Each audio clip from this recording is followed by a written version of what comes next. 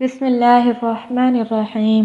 حضرت جویریہ رضی اللہ عنہ بیان کرتی ہیں کہ رسول اکرم صلی اللہ علیہ وسلم صبح کی نماز کے بعد ان کے یہاں سے نکلنے لگے تو تب میں وہاں نماز کی جگہ پر بیٹھی ہوئی تھی، اور پھر اللہ کے نبی صلی اللہ علیہ وسلم چاشت کی نماز کے بعد واپس تشریف لائے تو تب بھی میں اسی جگہ پر بیٹھی ہوئی تھی۔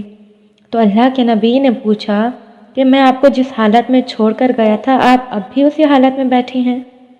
تو انہوں نے جواب دیا، جی ہاں۔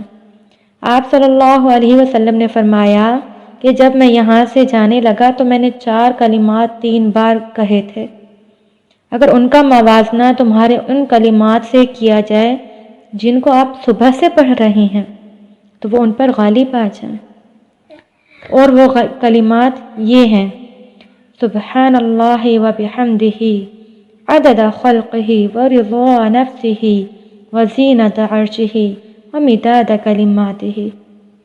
سبحان اللہ و بحمدہ، اللہ کی ذات پاک ہے اور اسی کے لیے حمد ہے۔